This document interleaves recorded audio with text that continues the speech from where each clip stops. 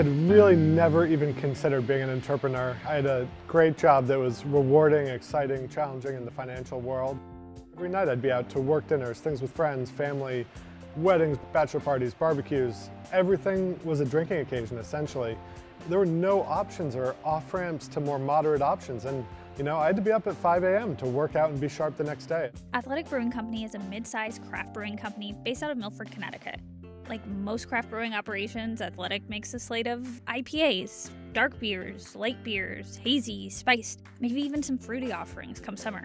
And of course, this is all wrapped in a millennial-friendly minimalist can art. Like other breweries, you'll find huge industrial barrels of hops and wheat, maybe a couple brewing awards on display, but one thing you won't find here is alcohol. The non-alcoholic beer world had always been thought of these very specific niche occasions, like 1% of the population and 1% of the time. Most people are not drinking most of the time, and this market is totally underserved. This past year, Athletic Brewing's revenue passed $90 million, selling more than 250,000 barrels of beer. According to Nielsen IQ, Athletic is now the #1 non-alcoholic beer brand in the US, capturing 19% of the non-alcoholic beer market. Everything we've done has been from the smallest scale up, but since then, the community and customers have pulled us forward very fast into building 3 breweries in 4 years and becoming a top 15 craft brewer nationally. So how did this startup craft brewery beat out established beer companies in the grocery store aisle, all while ditching the alcohol?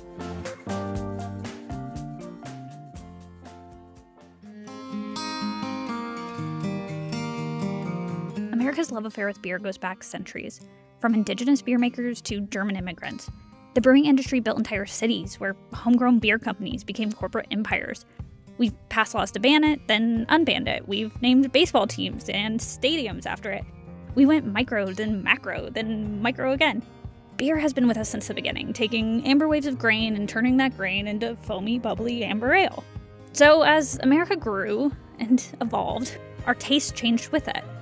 Wouldn't it make sense that our drinking habits evolved too? I would say the hardest part was I went from a very well-respected buy-side firm where I had maybe 200 sell-side coverages that I interacted with all the time and had great communication and collaboration with. Bill used to work at Point72, a hedge fund owned by Steve Cohen that manages around $32 billion in assets. To nobody picking up my phone calls in the brewing industry. Absolutely nobody wanted to talk about this, work on it. He called me and said, "Don't hang up, it's non-alcoholic." A previously niche section of the beer market, non-alcoholic beer has seen a ton of growth in the past 5 years. In 2020, sales of non-alcoholic beer jumped 39%. In contrast, alcoholic beers and ciders only saw a 13% jump in growth. I totally understood the need and the want for this product and for a great non-alcoholic beer that made people feel good and kind of destigmatized the whole area. And so the challenge was to create a delicious non-alcoholic beer that anybody and everybody could enjoy, especially craft beer lovers. We approached recipe design and recipe building for specific beers like an IPA by thinking backwards. What do we want the experience to be like? How do we express the characteristics of the malt? How do we express the characteristics of the hops? Somewhere around batch 20 or 30, the IPAs started to taste really good. And that was just such an enjoyable moment for me. It was like mind-blowing. It was so much better than anything that had been in the category since. It was a flavor explosion. The ingredients were super high quality. And I knew we were going to make it at that point. Now, the global non-alcoholic beer market is currently worth $20 billion, a figure that's expected to double to $40 billion by 2033. Between 2022 and 2023, U.S. sales of non-alcoholic beer jumped 32%. That rise in demand is largely attributed to growing health trends, as more people than ever are skipping the booze.